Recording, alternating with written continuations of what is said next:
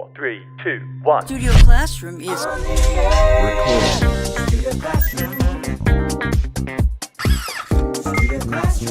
stand by.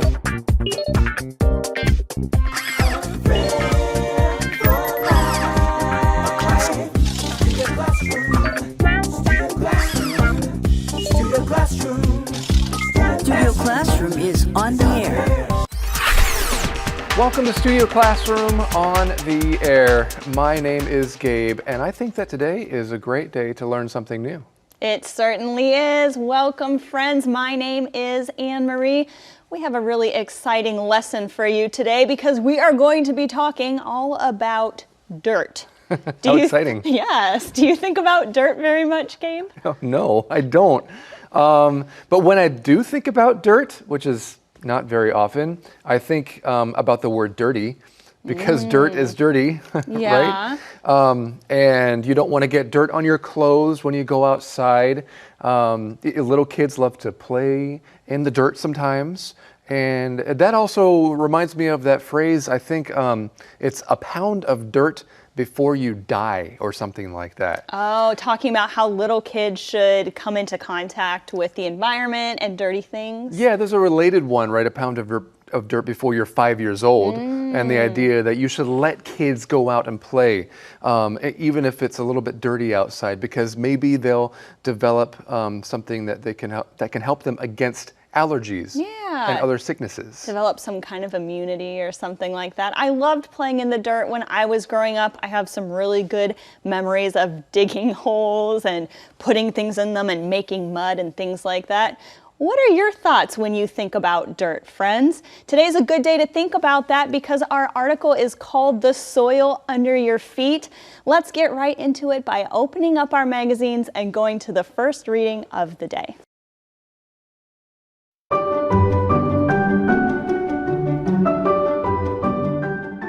The soil under your feet. Soil is essential to our lives in many ways. People don't like dirt tracked into their homes, and cleaning it up can be annoying. But soil is fundamental for healthy food production. Good, fertile soil produces abundant food crops to feed a hungry world. Agricultural products from around Taiwan come from different soils. The black soil near Hualien and Taidong is suitable for growing corn and rice. In the acidic red soil on Alishan, oolong trees grow well. Taiwan has been nicknamed the Kingdom of Fruit due to its unique soil conditions.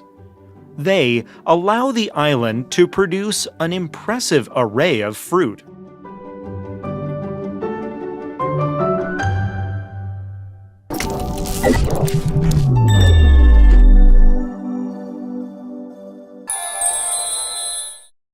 Hi everyone, welcome to Language Lab. I'm Jack. 我们先来看 fertile 这个形容词，它的意思是肥沃的。譬如 The middle part of the U.S. is known as the country's breadbasket because of its fertile soil. 美国中部因为土壤肥沃，所以有美国粮仓之称。另外 fertile ground for something 的意思呢是成为什么的沃土。例如 New York City's acting schools make the city a fertile ground for those who want to be professionals in the field. 对那些想成为专业演员的人来说，纽约市因为有好几所戏剧学校，所以就成了栽培演艺人才的沃土。Fertile 也可以用来形容想象力丰富，例如 Harriet's fertile imagination led to the development of her magical playground for children. Harriet 丰富的想象力让她发展出自己的神奇儿童游乐园。接着来看 agricultural 这个形容词，意思呢是农业的。譬如 With the development of so many cities, the world's agricultural land is disappearing. 随着许多城市的发展，全球的农业用地正在消失中。或者是 According to the UN, West Africa needs to develop its agricultural areas in order to produce more crops. 根据联合国表示，西非需要开发农业区域来生产更多的农作物。再举个例句 ：Sales of agricultural machinery have fallen because farmers are losing money every year. 由于农民每年都在亏钱，所以农业机械的销量下降。Okay, let's get back to our teachers. Thank you so much, Jack. All right, let's get right into it, friends. The soil under your feet. Soil is essential to our lives in many ways. And as you just heard, this first paragraph, this first section was all about the different types of soil and what you can grow in those different types of soil. And before we get into that, we are going to talk a little bit about dirt in general. People don't like dirt tracked into their homes, and cleaning it up can be annoying.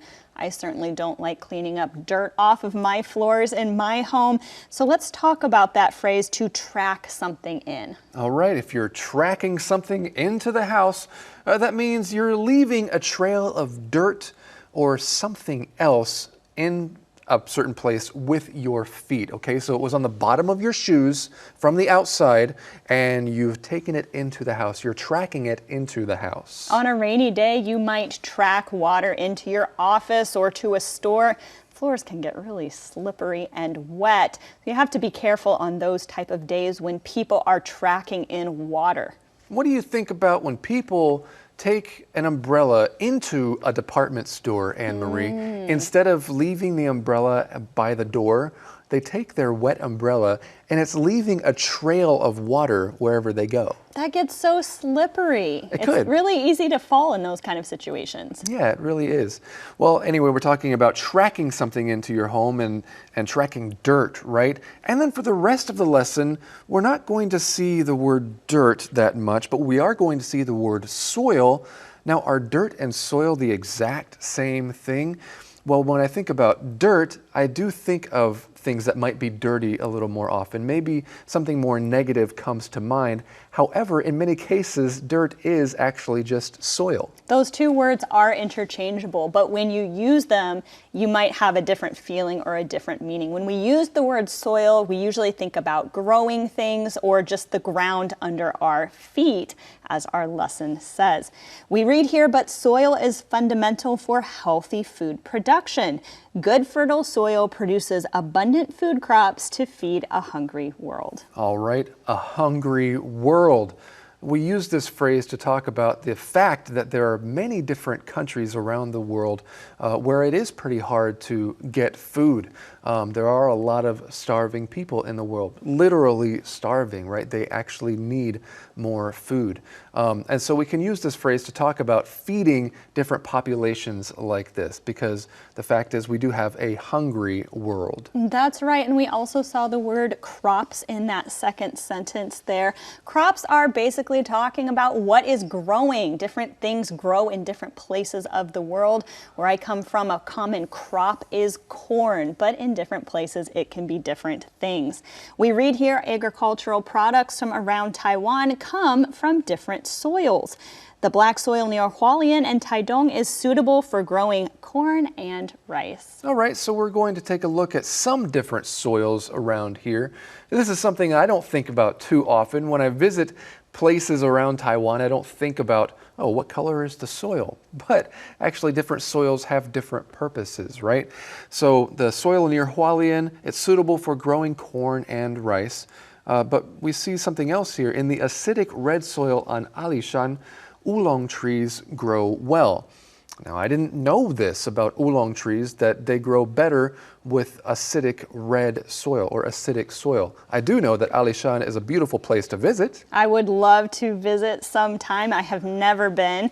Well, we read here, Taiwan has been nicknamed the Kingdom of Fruit due to its unique soil conditions. They allow the island to produce an impressive array of fruit.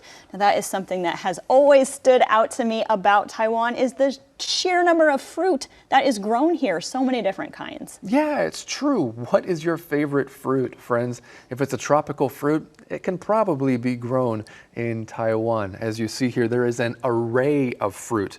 We get the idea that there is a variety of fruit. There are lots of different kinds.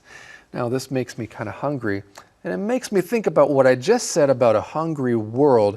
We don't just use this phrase to talk about populations where people might actually be starving, but the fact is, everyone around the world does need to eat, right? So we really are a hungry world. That's true. That is something that everyone has in common, no matter where you come from. Well, we have more to talk about when it comes to soil in just a minute, but right now, let's go to today's Info Cloud.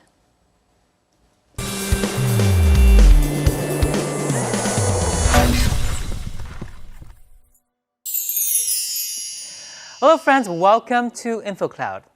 Hey, how's everything going in your life? I remember you had a new baby and you're taking up a lot of new projects. Things looked a little stressful for you, John. Yeah, I was under a lot of pressure, but now I'm getting a hang of being a father and the projects are going really well, so everything is coming up roses now. Oh, everything is what? Everything is coming up roses. That means everything is going well. Oh, I see. This expression, everything is coming up roses, does give me the visual impression of something bright and beautiful. Exactly. When you see roses, it gives you a refreshing feeling. It's hard to feel bad when you see beautiful roses. So, everything is coming up roses is implying that you feel good about everything around you. That's right. When you feel good about things that are happening in your life, it means they're going really well. 如果你的生活中一切看起来都相当顺利，你可以用今天分享的用语 "Everything is coming up roses" 来表达。Everything is coming up roses 字面上就是所有的事情看起来就像玫瑰花绽放那样子的令人开心，意思就是非常的顺利。如果有人问你最近如何，或是某方面现在状况如何呢？你就可以说 Everything is coming up roses， 一切都非常顺利。这就是今天的 InfoCloud， 我们下次云端见。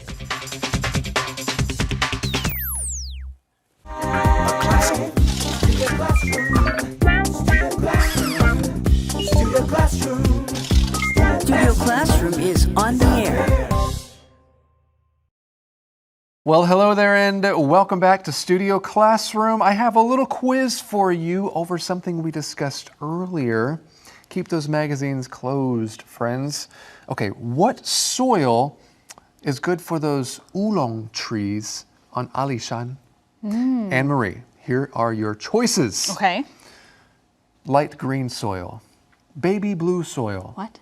yellow brick road yellow soil, or acidic red soil. You've made this very, very easy for me. I have. Acidic red soil. Yeah, you're right. I've never seen baby blue soil before, have you? Oh, I haven't either. I'm sure you got the answer correct too, friends. It is acidic red soil. Okay, let's continue learning about the soil under our feet. Oh, hey.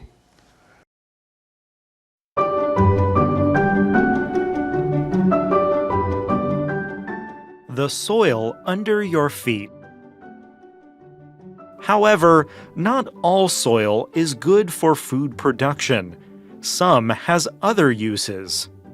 Laterite, a unique soil in the tropics, is used for making the bricks for building houses in areas of Asia. People on Jeju Island in South Korea use the volcanic mud there to make its famous masks. The clay near Beitou, Taiwan, is prized for making fine ceramics. Soil is so important that the United Nations celebrates World Soil Day on December 5th. It was created to draw attention to this valuable resource.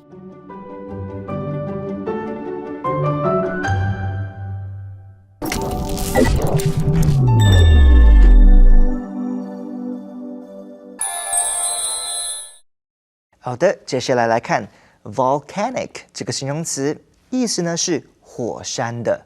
譬如 There are many volcanic beaches in Hawaii. 夏威夷有许多的火山海滩。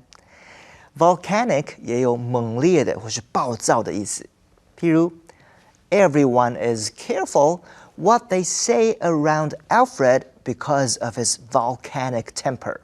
大家在 Alfred 旁边说话都很小心，因为他脾气暴躁。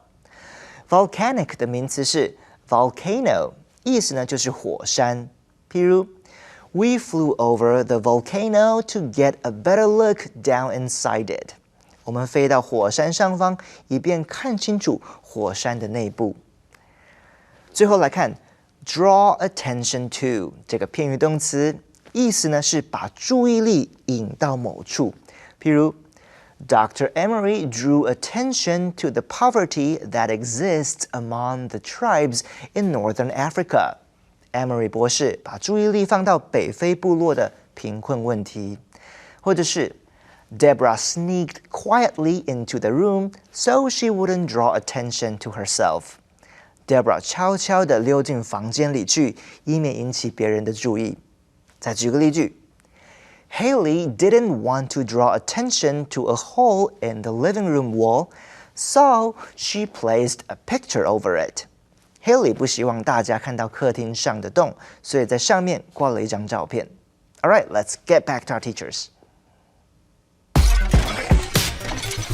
Thank you, Jack, for drawing attention to some of those words. Let's get into the second part of our lesson here today.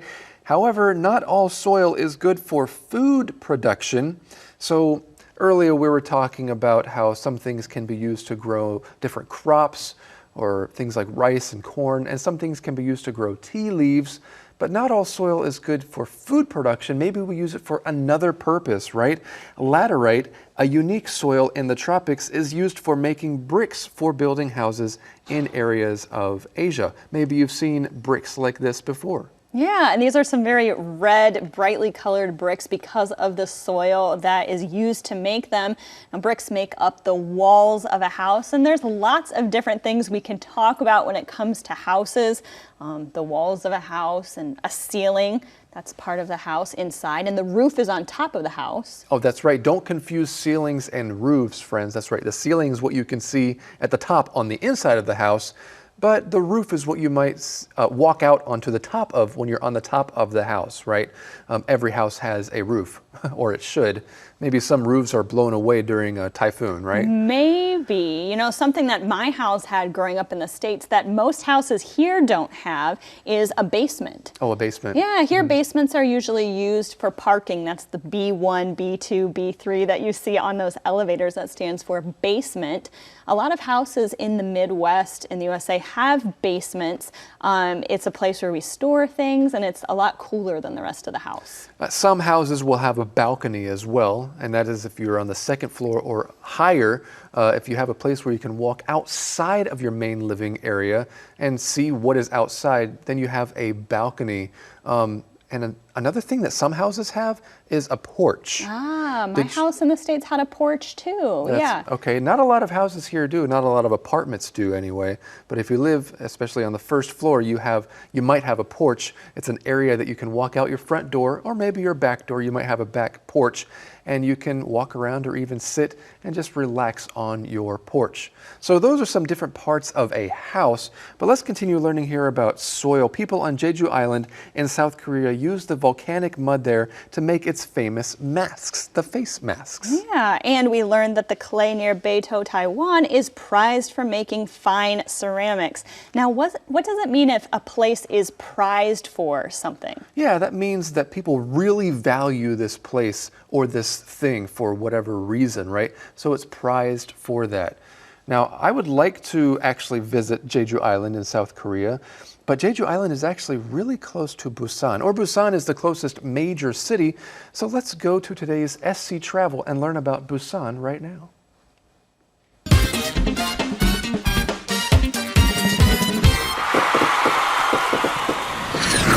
Annyeong, that means hello in Korean. That's right, we are going to South Korea today to explore the beautiful city of Busan.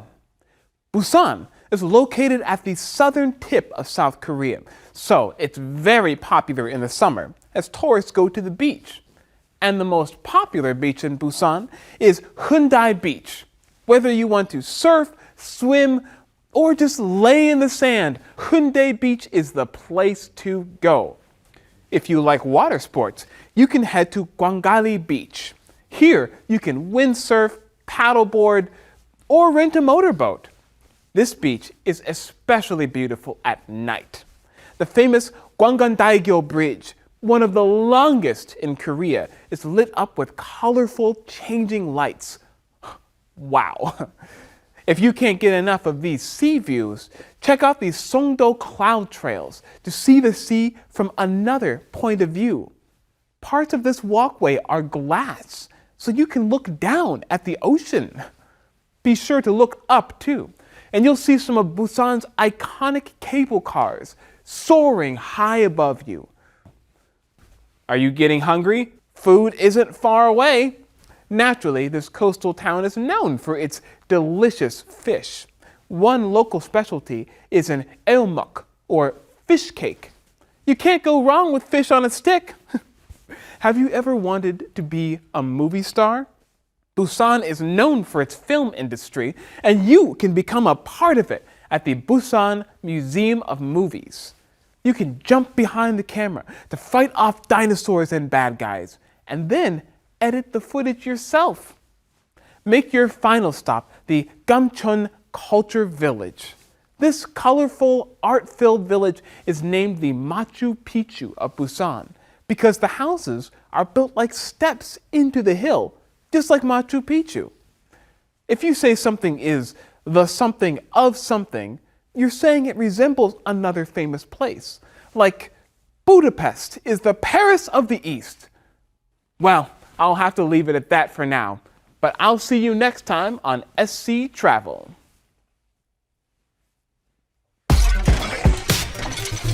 All right, well, travel to Busan if you get the chance, but let's come on back over here to talk about something you can find here in Taiwan, because our lesson mentions that Taiwan is the king of fruits, or the kingdom of fruits, right? What are your favorite fruits here in Taiwan, Anne-Marie? Well, I have to say, I hadn't had a lot of tropical fruit before I moved here.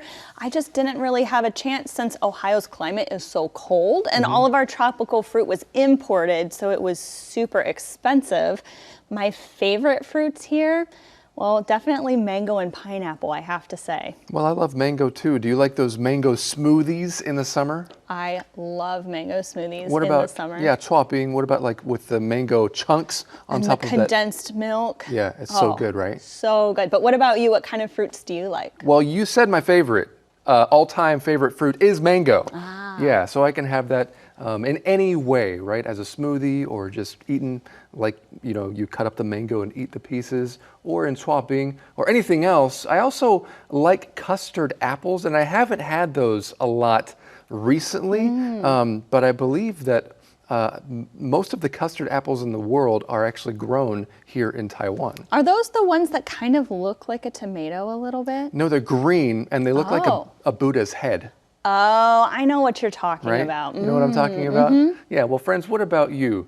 The kingdom of fruit. What is your favorite fruit from Taiwan? Or just talk about your favorite fruit in general. We have more to learn about soil. Of course, soil is very important for healthy fruit to develop, right?